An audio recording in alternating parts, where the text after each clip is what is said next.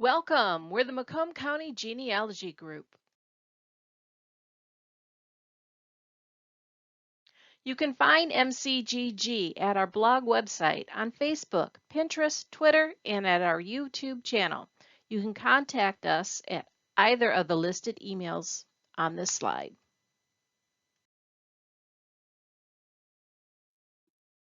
The MCGG Friday group has been meeting for over 47 years, and our MCGG Let's Talk Genealogy discussion group has been meeting for 15 years. During this pandemic and during the Mount Clemens Public Library's renovation, we are meeting virtually. MCGG members volunteer their time in a variety of ways to benefit the genealogy community and the Mount Clemens Public Library.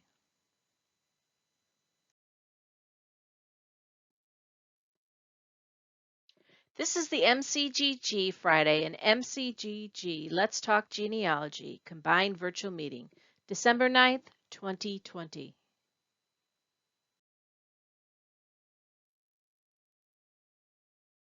Our topic tonight is digitized historical books. We are using the Let's Talk Genealogy discussion group format.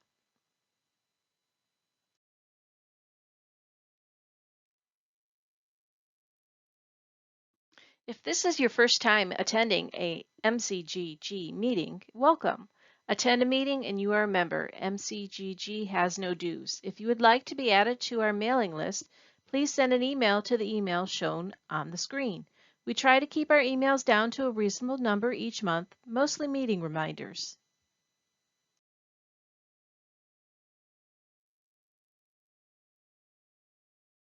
And now some announcements.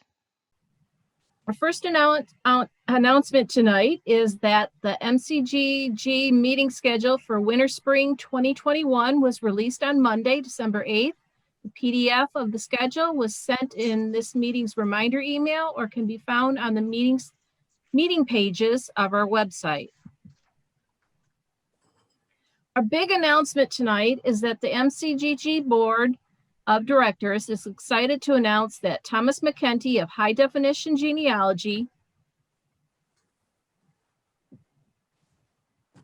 a nationally recognized genealogy professional and speaker, will be the speaker for our Wednesday, January 13th combined virtual meeting. He will be presenting a new presentation, the 1950 Census, Are You Ready? The January meeting will be hosted by the speaker rather than our favorite library. Pre-registration is required for all attendees of this meeting. There is a 100-person attendee limitation. But to let you guys know, the MCG members, as of this meeting tonight, will receive the meeting's handout and access to the meeting recording once we get it behind a privacy wall.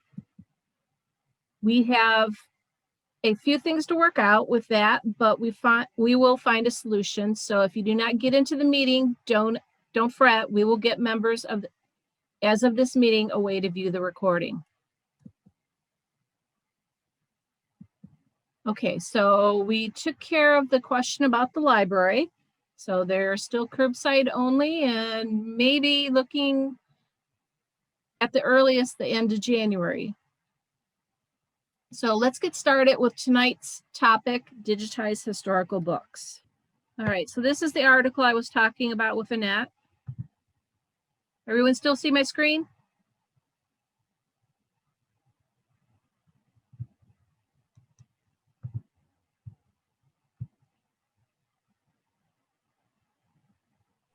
Yes, Lisa, your screen Okay, is visible. thanks. All right, I'm going to stop my video to save on the bandwidth here. All right, so 20 years ago, if you needed a specific historical book whose subject wasn't from your locality, then the odds were usually not in your favor that your local library might have it. Interlibrary loan might have been an option, but you still may have needed to plan a to-do list for a research trip. Now you will often, but not always, find a historical book you seek has been digitized. The trick is finding where on the internet it might be. So I think most of you probably know the 3 most known sites for digitized historical books. We've got the Internet Archive. And for those that aren't familiar with it, I want to point out a couple things about the website. This search engine here at the top, the Wayback Machine, is for the archived views of various websites. You put in the old URL you had, and it will let you know if it's spiderweb botted screen captured, images from the website. Now, to search the books and the other things in the Internet Archive itself, you're going to use the search box down here. So a good thing to try is a surname, or even a surname and family, because that was often in a historical family book that was printed, from, I'd say, 1880s to 1920s is when a lot of them were printed. Let's see how slow we are today. Okay, so you get up icons of various hits. And what you can do is to filter out like the modern stuff, the videos and the other things, is just click on texts. And then there, it'll refine and it'll get you just down to the text. So you can go through and click on them. Now, some of these, if they're newer, they might actually, you'll only be able to maybe preview a little of it, but there's a trick around that. Change the surname here.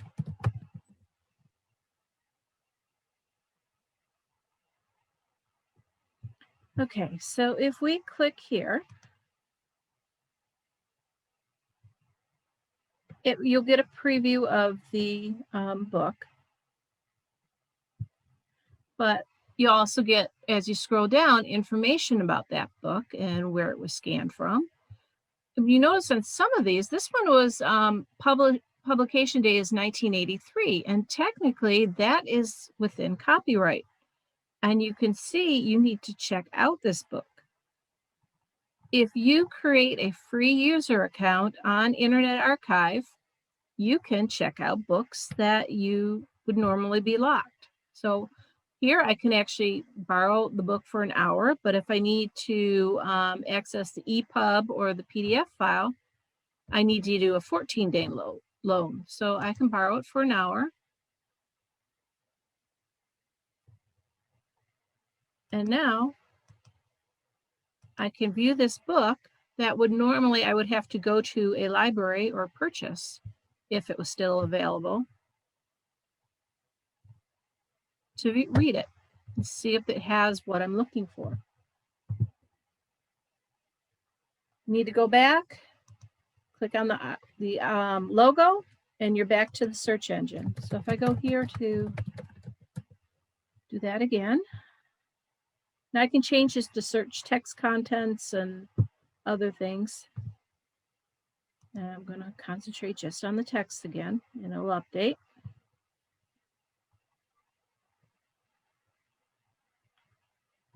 So sometimes you'll find that various libraries have digitized the same book, and if you're having a problem with a version of the PDF or other version that you're looking at, try another scan from another library. And you'll see some will have done it just in black and white, and yet some will have done the scanning in color. So this is one book here. Now, with most of these sites, you can download various file types of that book. So I want, let's say, a PDF of this one. It'll load the PDF.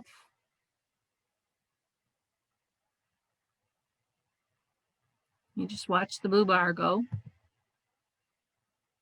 Its progress.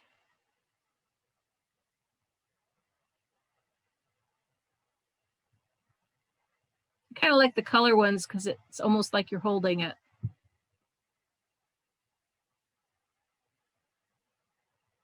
All right, I'm gonna slide this down a little bit. So once it's loaded, what you can do is download the PDF. Choose where to, if you have your browser set, you can choose where to save the file. We have a video showing you how to change that, I believe, on our YouTube channel.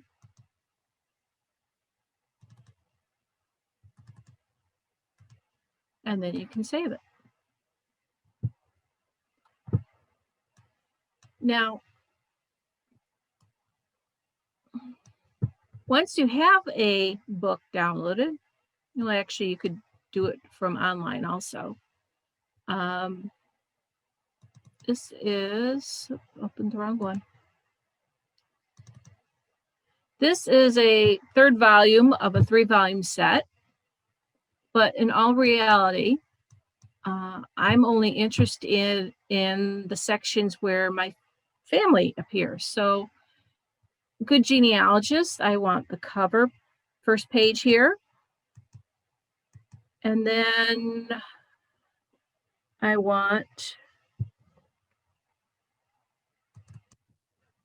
see if I remember the pages. I probably don't. I don't. All right. So then I go and find, there we go.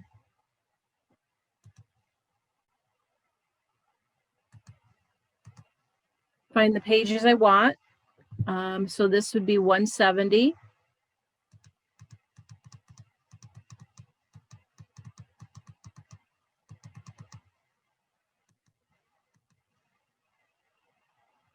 To 185. Now, because that's all I'm interested in this book, wouldn't it be nice if I just had those pages for adding into my genealogy program? So you can choose a print to PDF driver like the Microsoft Print to PDF driver or the Qt PDF writer. And in here, choose pages 1, comma, that will get me the title page, 170 to 185. And then print. If I want to make sure, if this is a color one, I can check the properties. It should already be in color. And then print. And instead of printing to paper, since I've already done this, I'm not going to do it again. It will make me a file with just the title page and then the pages I want. And that saves me space in my gene program or sending to a family member. So that's a tip that's in the bottom of the first page.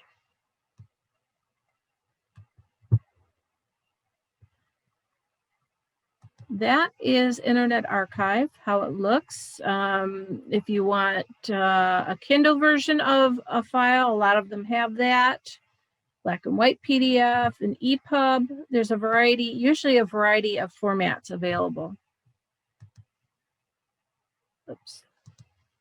And then down at the bottom, you'll often find suggestions. Usually they're more related to what you're looking at, but so that's Internet Archive. It's a favorite of mine. Another good one is Google Books. On Internet Archive, any of these sites, you can do just the surname or the location, like a county you're seeking. And sometimes you can actually put in a whole name search that you're looking for, and maybe add location or whatever. And you can come across some interesting information. This is on the rent wars afterwards. This is my 4th great-grandfather's brother. He was still on the property. And this tells me what was going on at that point.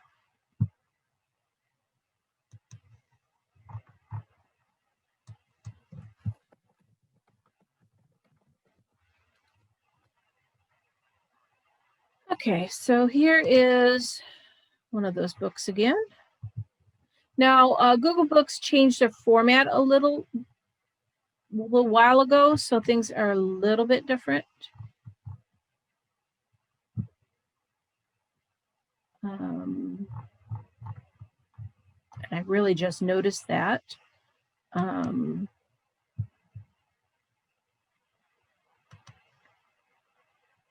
Should be able to download a book. Sometimes you may have to concentrate your search on, and I'll show you that. So you can download this particular book, and you'll probably have to prove you're not a robot to do it. And you'll usually get this header in front of it. And again, you'll have to do the actual physical download because right now it's just showing in the browser. Okay, from this listing here, you can sort it so that you see only the free Google ebooks. Or if you're looking for an ebook of something where you can purchase, you can use the Google ebooks. Some will have a preview where you can kind of sneak peek. So you'll get an idea there. The next one is family search books.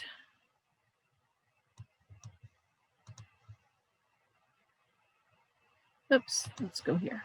Let's just go straight there. Okay. So this is family search. I'm going to slide off for a moment.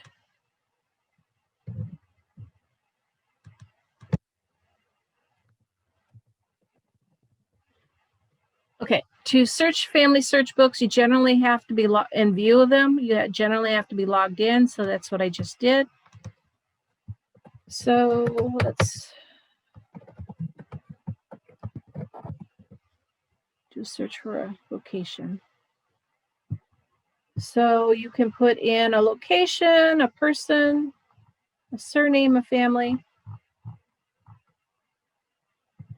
And it'll tell you the access level, whether you can look at it from home or if you need to go into a family search library or family search affiliate, which you see there's protected here. So put it on you could bookmark it and put it on a to-do list for when we're able to do a bit more things. Okay, so here is one of the county history books. Okay. There we go. So each site presents their stuff in a little bit different ways. I'm going to view all the pages.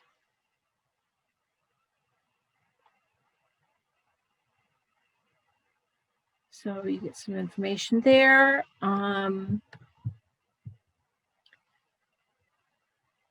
This icon down here is for printing or downloading files. And I believe I can download the whole PDF using this bottom choice.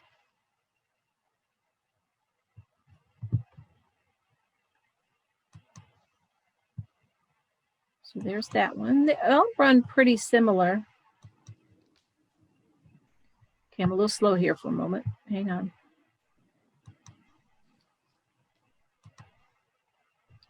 There we go.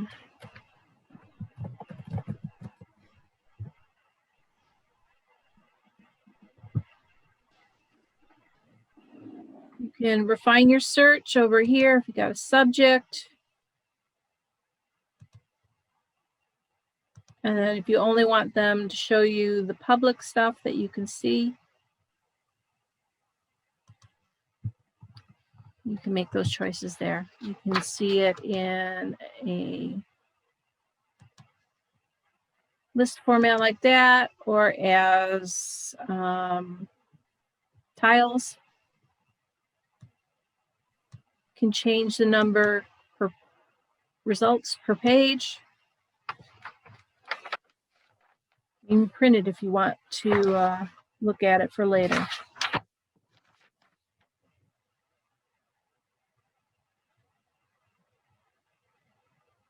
Okay, now if you're wondering, well, how do I know what I'm looking for?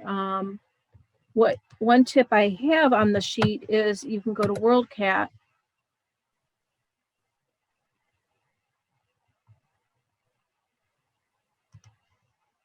So put in surname Dunham, and then I can narrow it down as to what I'm looking for and get an idea of what might be out there. This is participating libraries. So it's just like you went to the library catalog of the library you're visiting or your favorite library, and you can do a dive into there. Let's see. Now there's a variety of other places you can find PDF, digitized books. Think country level, HathiTrust.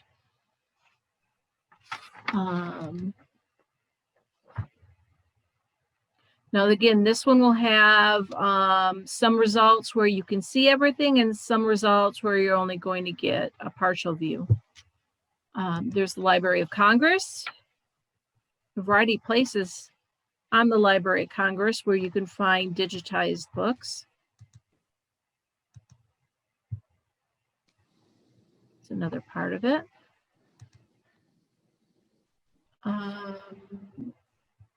This is a tip I snuck in here because it's, there's another way to find books there. Okay, this is the tip. Okay, if you're wondering where something might be that was digitized by someone, this is their digitization partners listing. So it will tell you this series or this microfilm publication was digitized or is going to be digitized by this particular online website.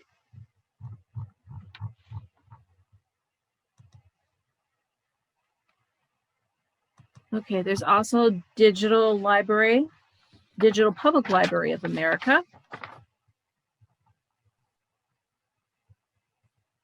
And in the past, we've had Debbie Larson speak on this subject, so you can do another search for things there. And don't forget to look for the unexpected and unobvious places. Like we learned from Debbie that the 1859 wall map of Macomb and St. Clair counties was digitized and is available from the Boston Public Library. Apparently, that map collection where that is part of also has a good digitization run of some Canadian maps also. All right, so besides Digital Public Library, we've got Open Library, which is related to Internet Archive. This has some more modern books. Again, I'm not sure if the same login works at both places. I was going to check that out and that slipped my mind. Okay, then we've got Think State Level.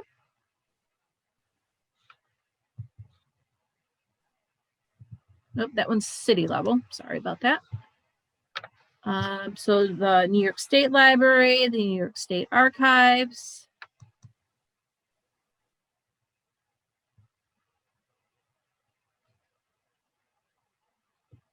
Our own local history digital collection has some digitized books in it, pamphlets and things like that. There we go. There's a state library for New York. Variety of interesting things in there.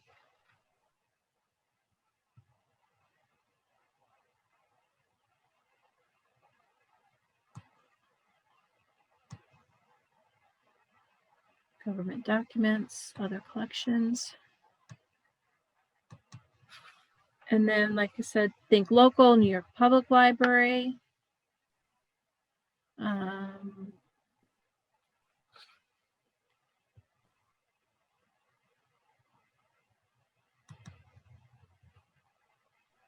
Grand Rapids has stuff, including a newspaper in their digital collections, but we got furniture periodicals, a variety of digitized books there.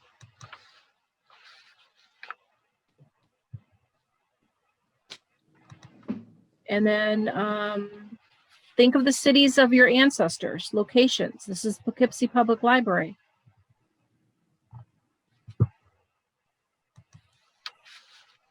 And then think universities and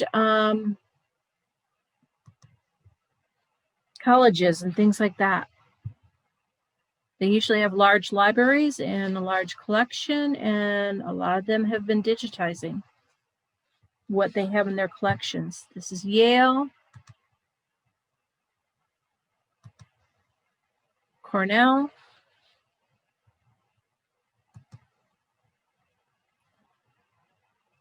and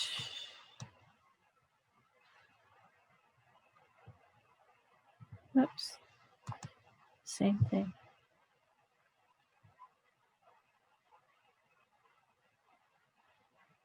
I have on here the University of Chicago has a guide for helping locate things online.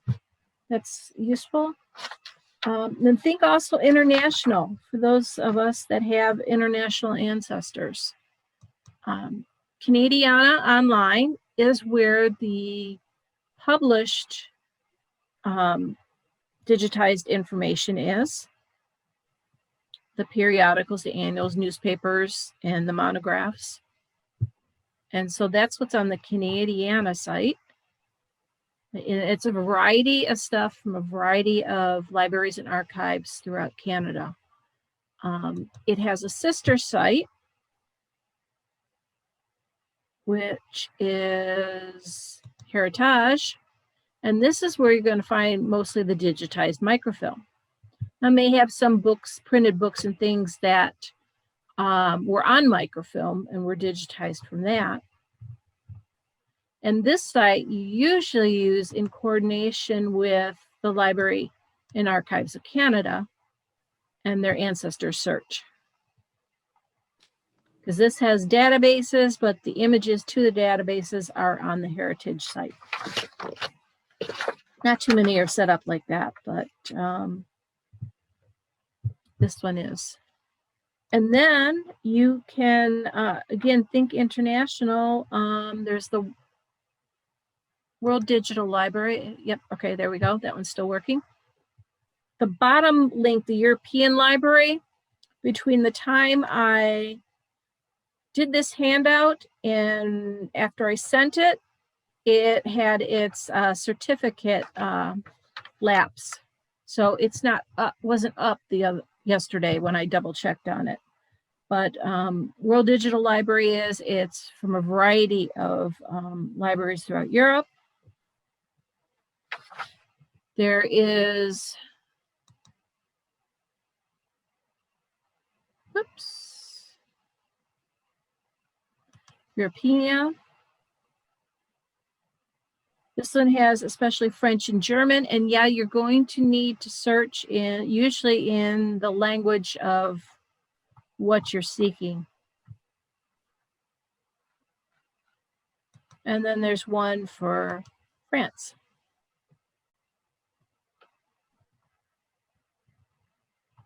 So there's that. Now, these first three sites that we started out talking about, they actually have international stuff on there too.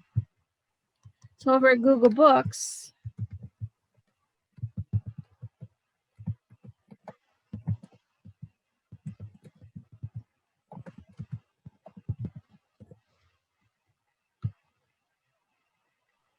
they have historical dictionaries. Doing some Russian research. A really good idea is to use an older dictionary because in the early 1900s, they changed the alphabet a little bit. And so if you're looking at older documents, you're going to find the older spelling in an older dictionary. I already have it downloaded.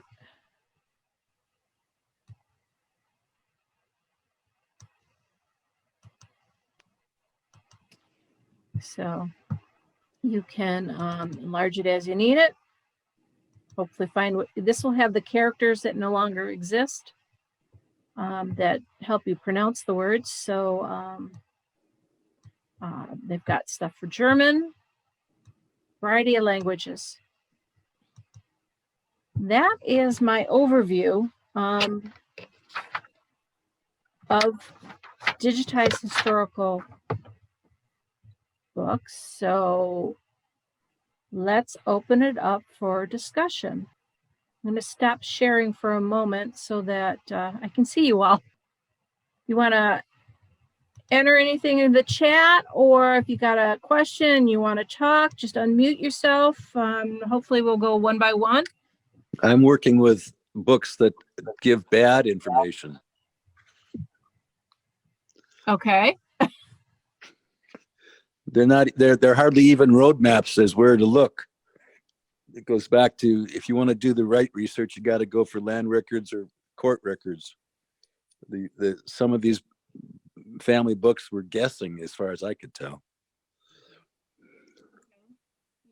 Mostly what we're talking about tonight is the printed stuff, well, as yeah, opposed to like original records.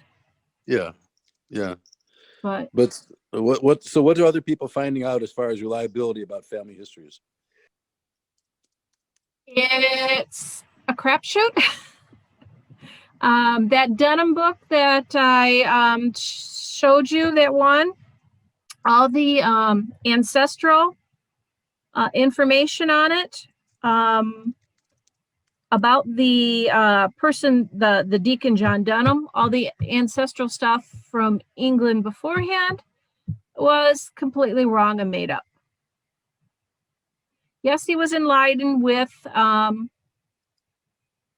Pilgrims, but he did not hide under another name and come over on the ship. And the ancestry given for him is fictitious. Researching the guy and the book and the information, he was old when this book was finally published. I can't remember if it was published after his death or just before his death.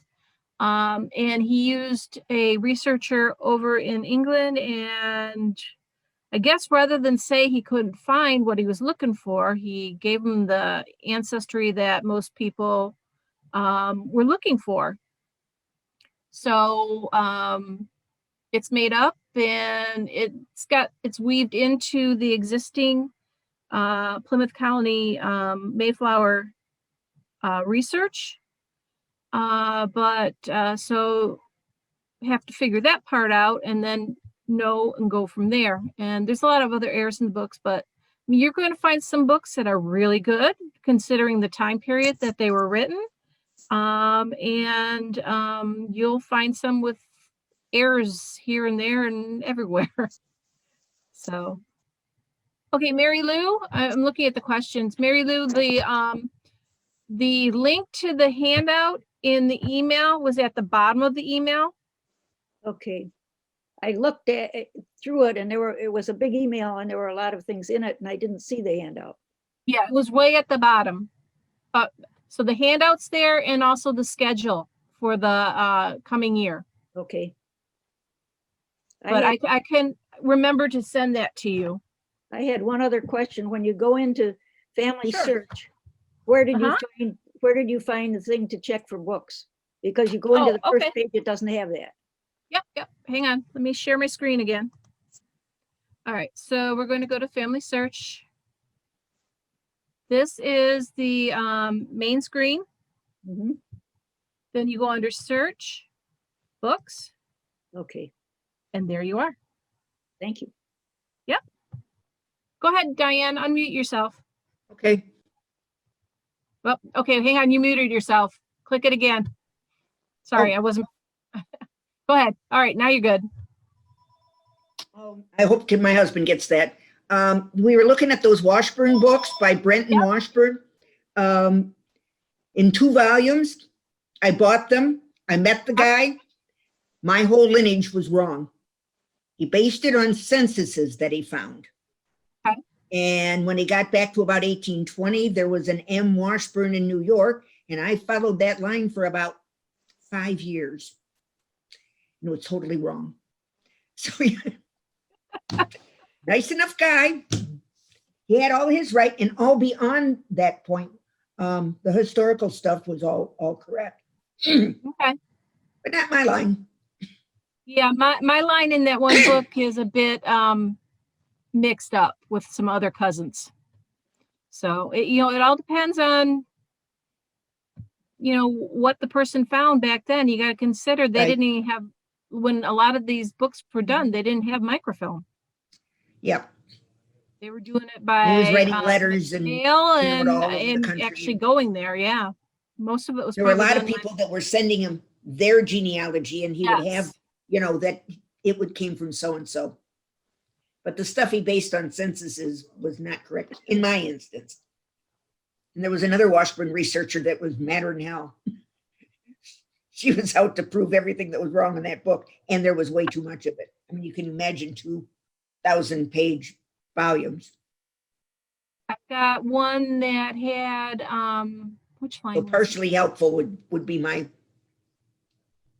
It was a book on a collateral line, but it had really good information for where our lines came together. So I've seen good and I've seen bad, and it's just a toss up what you're going to find and get. Yep. Okay. Anyone else has something to share or a question? Hi, Cuz. Hi. Hi, my name is Stephanie, and I was on last time. I get the email from Teresa, and so I don't have a link for your handout. Can I get that somehow? Teresa? Yeah, the Teresa Mann. Oh, Teresa. Okay. Okay. What you want to do is send me an email to the Macomb Co. GG. I'll put it in the chat so you can see it. Yeah, put it in chat, please. There. So you want to send an email to that and say you want to be added to the member list, the member mailing list, and I will get you on there. Okay. Yeah, because can you put it back up? I think I got it, but see, I got Macomb. See if just a second. Okay, got that there. Just go down to the bottom and open you should see chat. Open up the chat and you'll see the link.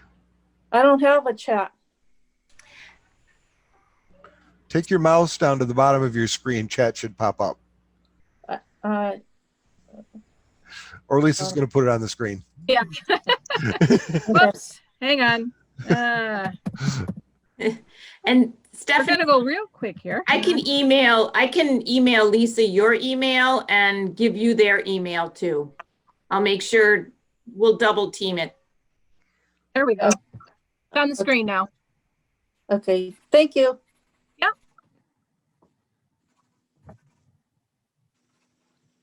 Everyone got it? Yep, got it. Okay, great. Next. Can I ask one other question? The last time you said to look on some French books that were for Indians. And I tried to put it in my search and I couldn't figure out what the name of the book was. You said there's a whole bunch of French in the French Canadian books in your library that whenever you open, I should come see them. I think she's talking about Charbonneau. Yeah, okay, yeah, Charbonneau. Yeah, that one you'd have to be in the library to look at. Okay, how do you spell that? Can you put it on the screen? Oh, okay. Let's share and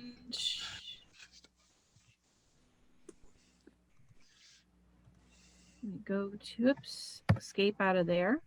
Oops.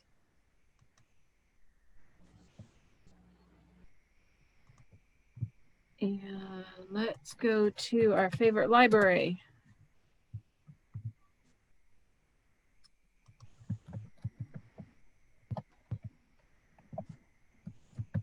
I'm not sure if I spelled it right. We'll find out.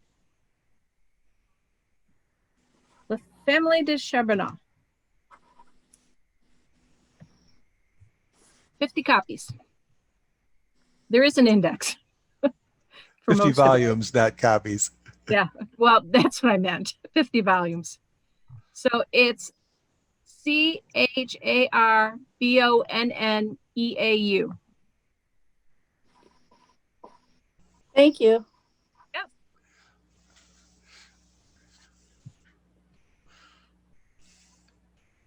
All right. Dean, I can get you on the list. So you'll get it. Go ahead, Mary Lou.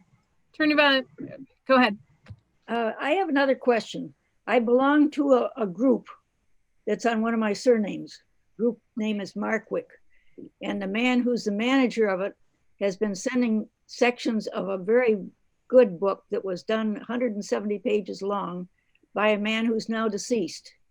And each one goes on Sussex in England on one branch of the family. And he did research for years on this. I don't think he died that long ago, but one of the women that's on the group found a copy of the book, and she's got a printer who will print it, and she's taking orders for it. Okay. But if I could get that and download it, I'd save myself a lot of money, because this is going to be really expensive by the time he print it over there in England and then ship it over here. Right. So would it do? Maybe I should be looking to see if the book is somewhere else where I could download it. It's a possibility. Yeah. Put the title in, the author, and you might find it. You might find it on Amazon. I found a family book on Amazon for a cousin. By chance, I did a Google and there it was. Yeah, it's a possibility. Because the manager's already checked the person who inherited all the things, and there are no books left from the author. I mean, no books left in his house. Right. And this was something originally printed over in England? Yes. Okay. Yeah, you could do a Google and see what you find out. You know, put the title in, put the author's name in, and But make sure when you're searching Google, search Google Books, not just a general Google search. Okay. Right, but if it's going to pick it up from another website, it would pick it up in the general search. That's how the one on Amazon came up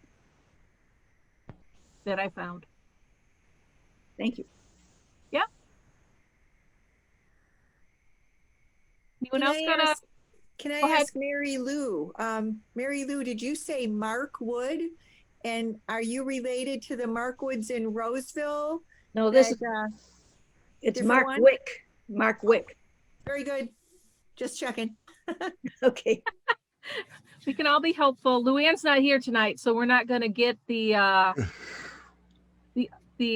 amazing connection that she usually ends up with someone in the group. All right. Any other questions or shares? Well, just a quick thought on books. Sure. Don't just think of local history book or family history books as what you want to search for. If your ancestors lived in a particular place, look for digitized local history books. If you have military ancestors and you know what unit they served in, look for unit history books. A lot of those have been digitized, and generally, especially if it was during a wartime, that unit, if it was one of the larger units, they publish some type of a unit history, or some type of, especially in World War II, there were a lot of pictorial books published shortly after World War II, and a lot of them are available online in places that you wouldn't find. And keep in mind, none of them were ever copyrighted. So once somebody gets their hands on one, it's fair game for digitization. So they're out there, and you'd be surprised what you can find in them. That's a really good thought. This is Bev Bishop again. And I just wanted to say also, in the non-digitized area, the regular books, There was a Mr. Spear who just recently died a couple months ago, and all of his books were given over to the Crocker House, and their garage is packed full of them. And he really saw himself as the historian. And so his books are all history of everything. And then in addition, the Military Museum that is down on Topher and Gratiot, they have an entire room just filled with books that they are selling. And again, it's from a lot of people who bring in Dad's military uniforms, his books, his everything.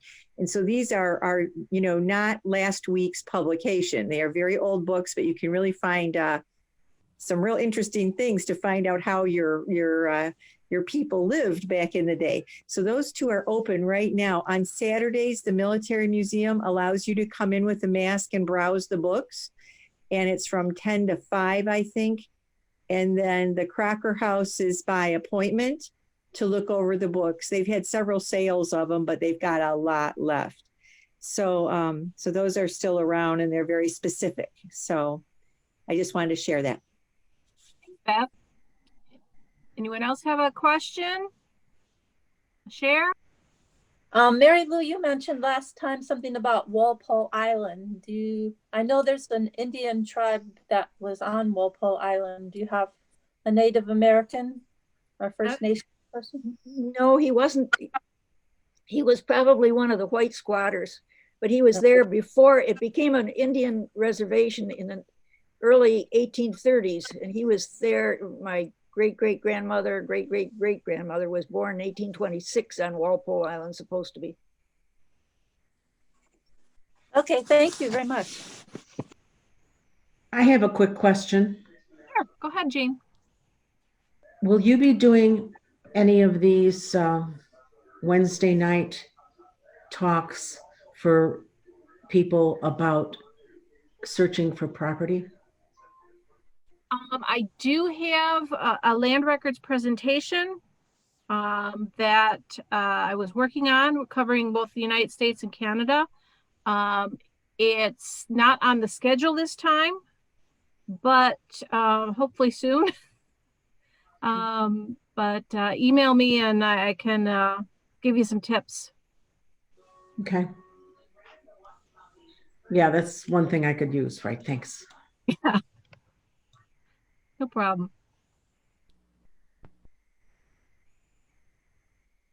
Anyone else have any questions? I've got another question on family search. If you go into the part where they have the names that have been posted, I think they used to be on the IGI, but I did find a George Ward that somebody said that his wife's name was Ellen with a question mark. It was in St. Clair County, but I can't find any source for that other than whoever posted it. Is there any way to go back on that to contact somebody? It depends on where the information was extracted from. It said something about tax records, but I kept going onto the internet and I couldn't find anything posted that anybody had the tax records early.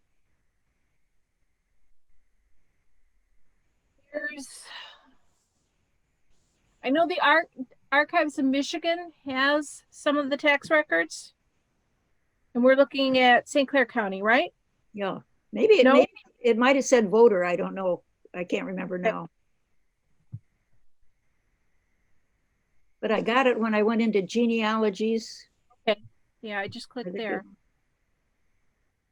What was the name, George? George Ward. And we're dealing with Michigan, right? Yes. Which county? Well, it said St. Clair County. Okay. That St. Clair County voter or tax, something like that. All right, let me see what I can come up.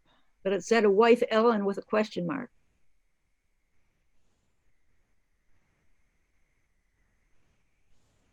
And since I was looking for one that was married to Ellen McGuire, I thought that might have been it. I forgot Might have said Ebenezer, because I thought to look for Ebenezer also. So it might have been under Ebenezer.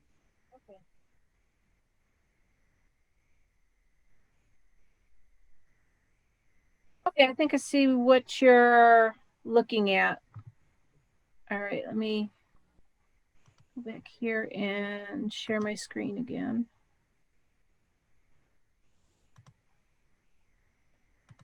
Click. Okay. All right. So this is the one, Ebenezer of Michigan Ward Jr. Yeah, it says Ellen Unknown Ward. Yeah. Okay. This is a collection of trees from Roots Finder. And it's saying it's from Michigan Territory, United States Census 1830 database. Voters, St. Clair County, residents, 1825. That's what I was trying to find, and I couldn't. I mean, I couldn't find the source for it.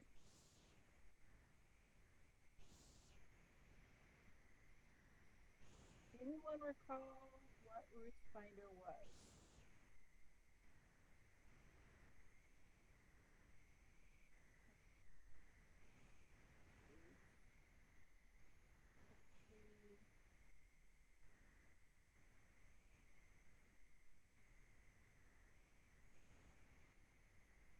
Okay. Collection of trees.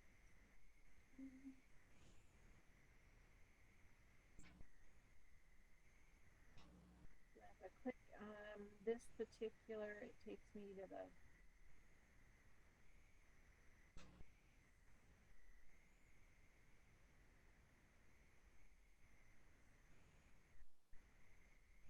patient. Let it load. What I'm gonna do is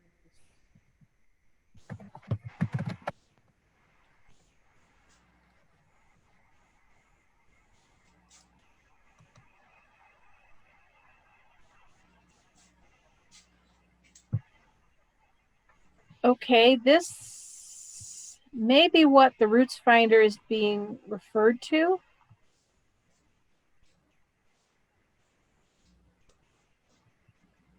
Looks like we might have a loop in a loop. Hints from Family Search, and yet you're getting it from Family Search. That says it came from Roots Finder. We might have an infinite loop here.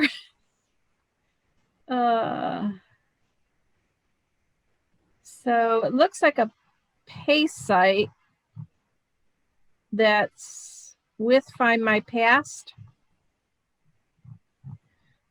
Here it is giving some records you can search out, but you need to kind of figure out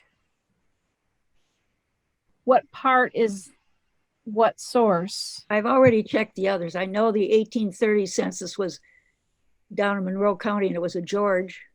And I know the one on, they've got it mixed up with Eber Ward from Mackinac Island, who was on Mackinac Island. And he was also in St. Clair County. But Ebenezer, with a voter thing, I could not find the source for that. Okay, I'm going to guess it might have been something on the old Seeking Michigan site that's not yet on the Michiganology site yet. Well, Lisa, Uh-huh. go back to that page you were just on. Which one? This one? Not that page. That, yeah, go there. Okay. There's a submitter up. Yeah, I saw that.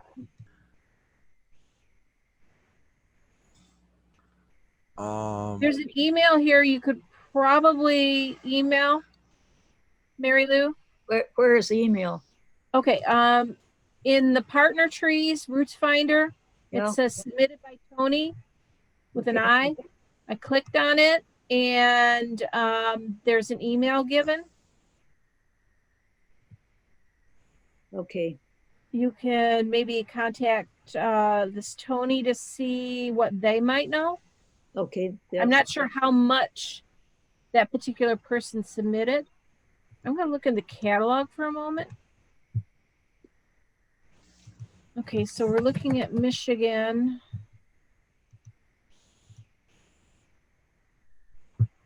And we're going to look at, okay, so there's an 1830 census.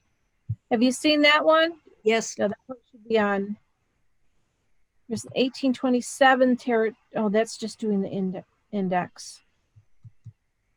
I know there was some early census on Seeking Michigan that was at the archives. Well, you think that they were confused between the census and the voters? Well, it depends on what the census was labeled. Because there are some like local censuses that are also a voter list. It really depends on what the description was given for. I need to go to the other browser.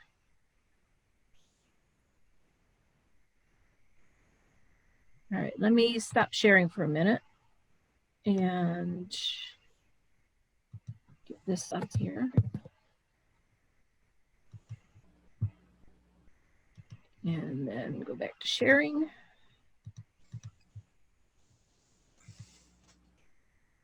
All right, so if we go to good old Ancestry, and then we go to Michigan, let's see what we can find here. Whoops. Try again. Here we go. 94, 7, okay. Yeah, I'm not seeing it there. I don't think it's up on Michiganology yet, but I'll take a look. Nope, they're not there yet.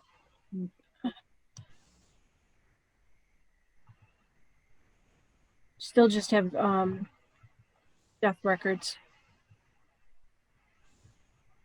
I think that's a to-do list, Mary Lou. Okay. Thanks. Hated to take up all the time for other people. It's okay. We'll do what questions come up. There we go. Yeah, with this one, I know there are some early territorial census that were on Seeking Michigan. They were digitized, and you know, not just the type or a transcript, the actual census pages. And that was helpful for figuring out what parts of my Dunham line got here when. There's a couple of ones that I'm not sure who's who, but yeah, I would try contacting that woman. And let's see, did we pick up some speed here? It just takes me back in a loop over here to that. Yeah, I would contact that woman or male. I'm not sure with Tony with an I. Usually it's female, but once in a while. Other than check St. Clair County. Check the Port Huron Library collection also. Okay. See if they've got something in their online catalog regarding the 1825. The time period's right. Yeah, okay, hang on. Let me go back here and search the catalog again. St. Clair, Michigan. Let's see if we get lucky. Vital records, probate, naturalization, citizenship, land and property, 1845 index, juries, citizenship. Yeah, check the Port Huron Library. Okay. And, you know, and if you don't see anything in the online catalog or in their lists of genealogy collection, query the librarian online. Send them a query and ask about an 1825 voters list or something like that. Will do. Okay. Any other questions?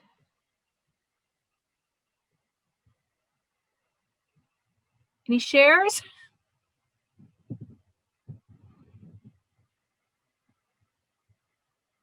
Well, that book I was talking about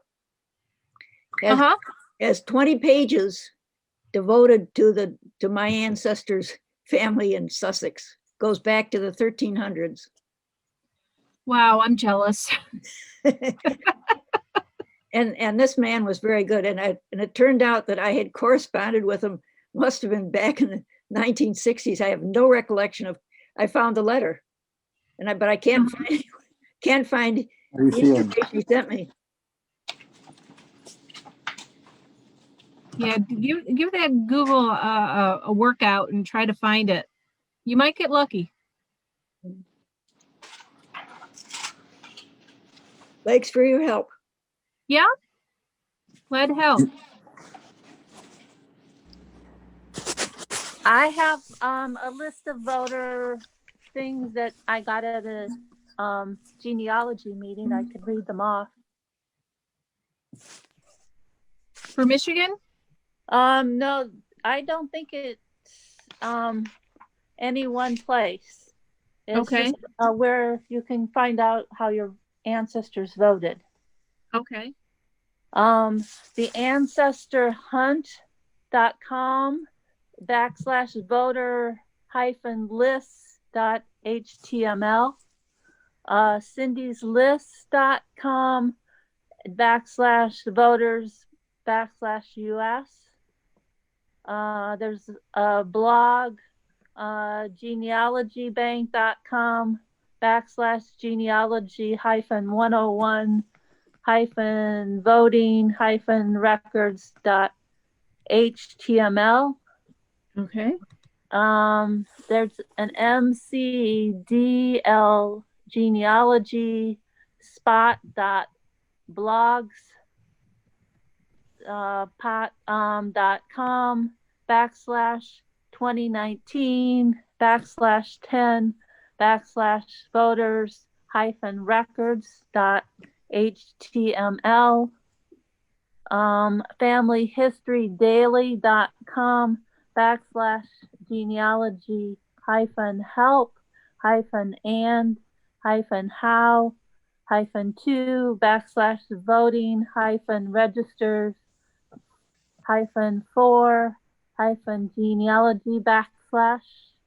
and one more, let's see, it's to do with elections and campaigns, access to user voters registers list. I could give you that one if you want.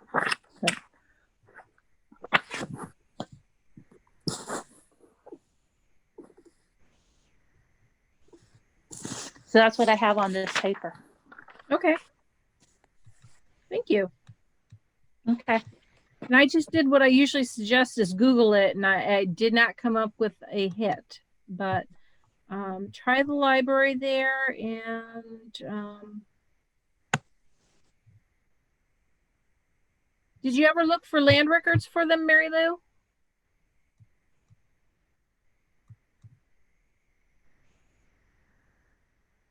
You're muted, Mary Lou.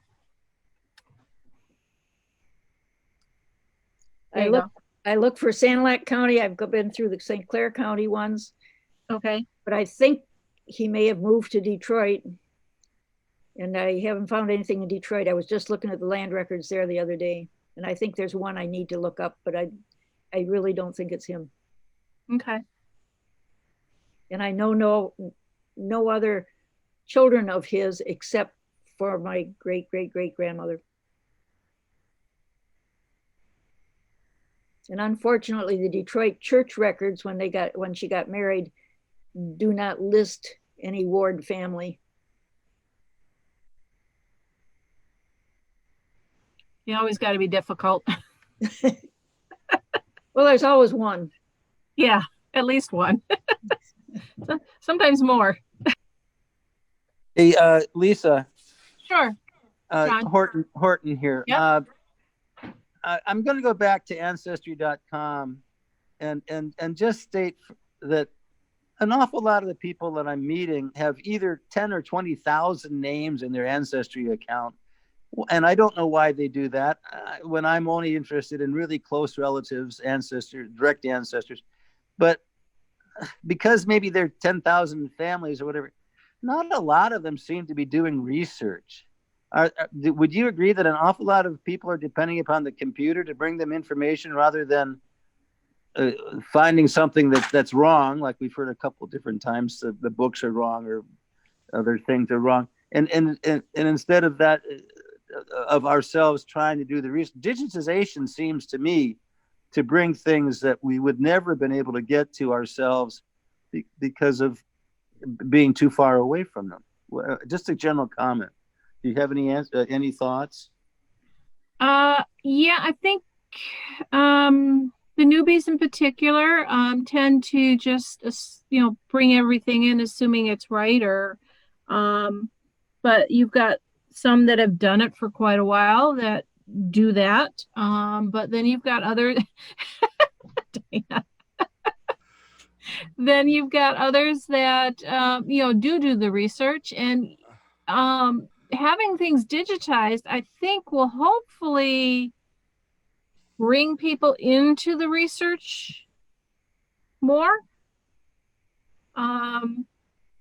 because it's obviously less effort for them. They don't have to travel, but I think we all have to remember to stress that it's not the only thing. It's not just online. There's lots of more stuff offline to take advantage of and use. It just takes a bit more effort to get to it.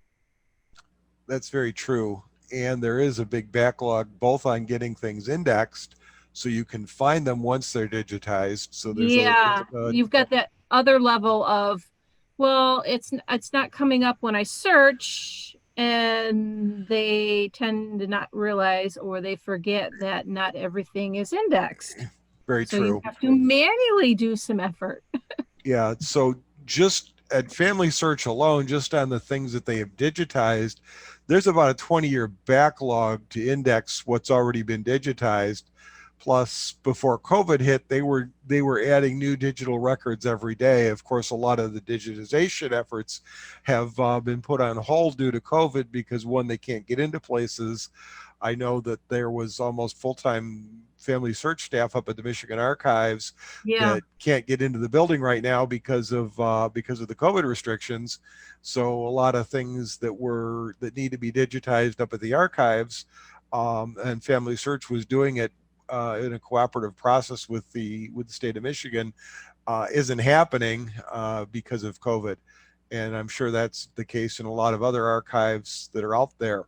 However, in places where they can get people in, certainly, you can work if that equipment can be operated in a socially distanced manner, and some places are taking advantage of that and going full speed ahead on digitization where it's paid staff, but they're just not letting volunteer staff in. So right. Yeah. Can I speak to that young man that says about all those people that have thousands of people on their trees? Yeah, go ahead, Diane. I've been doing research for about 30 years. And if you look over here, you can see all the genealogy books that I've done. I've gone through and I've put all of my pictures, all of my documents, all of the Bible records, all of the things that I have found, plus what you find on before all of these census records. Mary Lou will speak to this. We used to do them by hand. Yeah. Trips to Lansing, for instance. Once a month, we'd go to Lansing and look through microfilm. So I don't have to do those anymore, but I do have some original ones from Canada. Anyhow, and I've been bringing all those people down and sharing with all the cousins and sharing my work with them. And that's why I have thousands and thousands of people. Yeah. So that's that. Okay. Thanks for sharing. All right. Anyone else? Well, I hope y'all, go ahead, Barbara. Barbara, you're muted. So there you go. Is that better? Yep, that's better.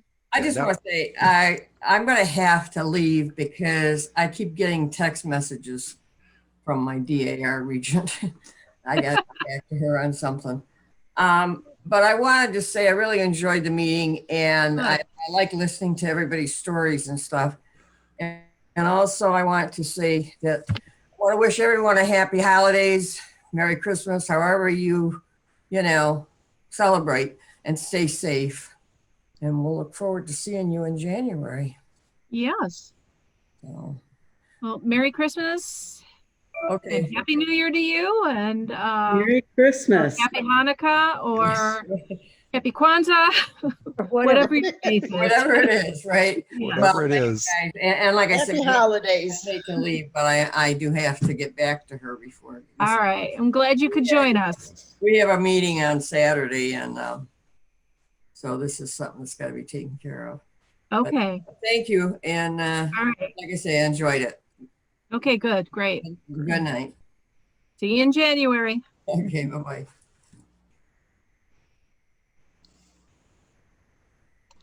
All right. I guess we are pretty much wrapped up. We tend to do faster meetings online for some reason. Yes. All right. Well, I hope everyone has a good holiday and a good new year. Don't forget to pre-register for January's meeting because it's not coming through us, it's coming through Thomas. He's a great speaker. I think this is a good thing. And I hope everyone enjoys it. And I think I figured out how to get us where once we got the recording, we can get it online in a secure area, and then that way it's only accessible to the membership. And we can make that work out with working with with Thomas, since it's his copyright. Yes. Will take a little effort on my part, but I think I can do it. Well, thank you for doing that for us. Essentially, I have to create another blog and set that as private, and then give everyone a login into the blog. Okay. Unfortunately, Blogger won't let me do just a page that way. So, and the YouTube isn't as secure. So that's what I think I've figured out, but hopefully I get the details ironed out from that. So I hope everyone enjoyed. Thank you for all your help, Lisa. Yeah. No problem, Jean. Nice to see you for the first time. Jean's my cousin. We are cousins. Yep. From Illinois. No, yeah, Illinois without an S. I know. It's late. I'm tired. So nice to see you, and nice to see everyone. Happy holidays again, and see you in January. Bye, Lisa. Bye-bye. Thank you for watching. Our next meeting is scheduled for January 13th, 2021.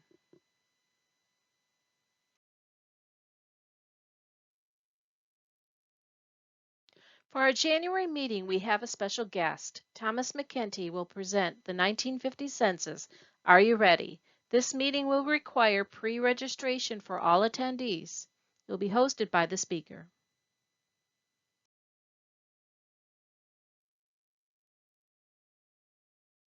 Last but not least, MCGG extends its thanks to the Mount Clemens Public Library and its staff for hosting this Zoom meeting. Goodbye, everyone.